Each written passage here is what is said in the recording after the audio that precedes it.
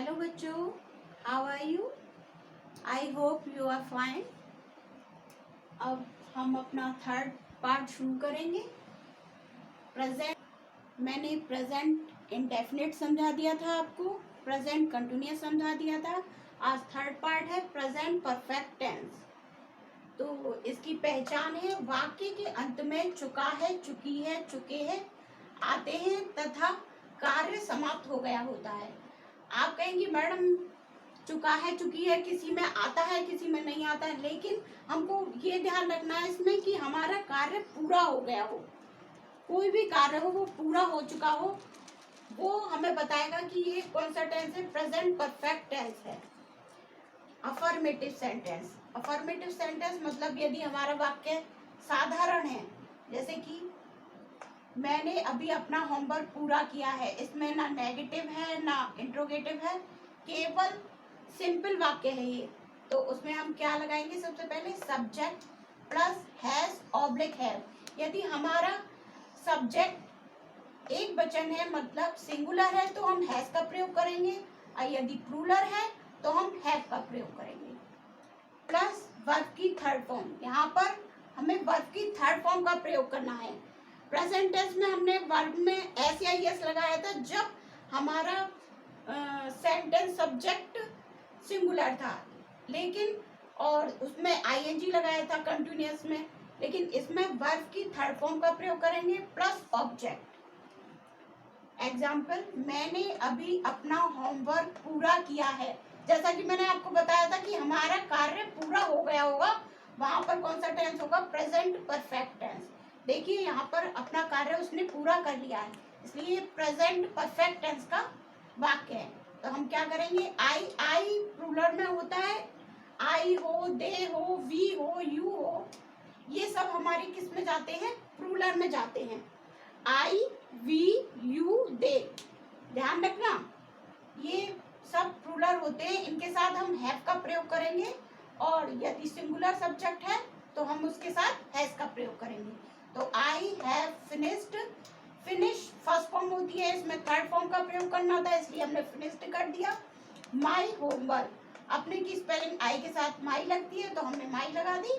Homework just now, अभी के लिए हमने लिख दिया जस्ट नाउ। अब यदि हमारा सेंटेंस नेगेटिव है तो हम लिखेंगे सबसे पहले subject plus has oblique have, जैसा कि मैंने बताया था सिंगुलर के साथ हैज और प्लूरल के साथ have, plus not oblique never, plus verb की थर्ड फॉर्म प्लस ऑब्जेक्ट। जैसे मैंने चिड़ियाघर कभी नहीं देखा, इसमें आई है फिर से, तो आई मैंने आपको बताया था कि प्लूरल होता है, तो आई के साथ मैंने हैव का प्रयोग कर दिया, आई हैव।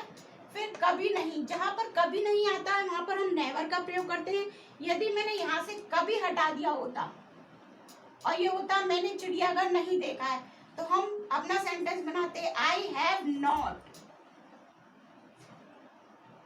तो क्या होता? I have not seen the zoo, third form. अब हमारे यहाँ पर कभी नहीं है तो हमने कभी के लिए, कभी नहीं जहां पर आ रहा हो आप वहां पर नेवर का प्रयोग करेंगे। इसका प्रयोग करेंगे नेवर का, और खाली नहीं आ रहा हो तो नॉट का प्रयोग करेंगे। फिर आपका आता है इंट्रोगेटिव सेंटेंस। यदि क्या से वाक्य शुरू है आपका, तो हमको सबसे पहले हैज ऑब्लिक हैव लगाना होगा, प्लस सब्जेक्ट प्लस वर्ब की थर्ड फॉर्म प्लस ऑब्जेक्ट। जैसे सेंटेंस है, क्या उसने चाय पी ली है, तो यहाँ पर हमारा सब्जेक्ट है उसने को बोलते हैं ही सिंगुलर में आता है, तो ही के लिए हम सिंगुलर की वर्ब की वजह से हम यहाँ पर हैज का प्रयोग करेंगे। मैंने आपको बताया था पहले भी कि हैज सिंगुलर में होगा, हैव प्लूरल में होगा, तो हैज का प्रयोग करेंगे, हैज ही। और पीने को बोलते हैं ड्रिंक, ड्रिंक की थर्ड फॉर्म होती है ड्रंक, ड्रंक थर्ड फॉर्म आ गई वर्ब की हमारी, विद द टी ऑब्जेक्ट हो गया हमारा। अब WH वर्ड और क्वेश्चन वर्ड वाक्य के बीच में आने पर, मैंने पहले भी आपको बताया था जब क्या, क्यों, कैसे शब्द हमारे वाक्य के बीच में आ रहे हों तो हम क्या क्या लगाएंगे? सबसे पहले question word plus has oblique have plus verb की third form plus object. Example, वह अब कहाँ गया है। अब यहाँ पर क्वेश्चन वर्ड हमारा क्या है, कहाँ।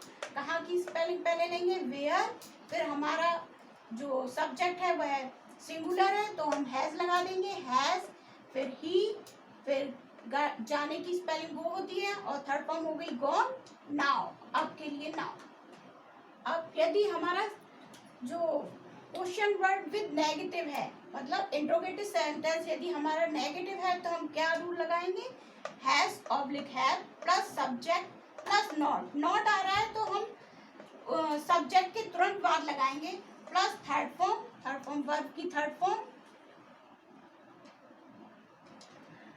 Plus object. एग्जाम्पल है, क्या वह नहीं आया है, तो हैज ही नॉट कम, मतलब हमने हैज पहले लगा दिया, फिर ही नॉट कम, कम आने की थर्ड फॉर्म होती है कम। आपको मेरी वीडियो कैसी लगी कमेंट बॉक्स में जाकर जरूर बताइएगा और मेरे वीडियो को लाइक, शेयर और चैनल को सब्सक्राइब जरूर कीजिएगा।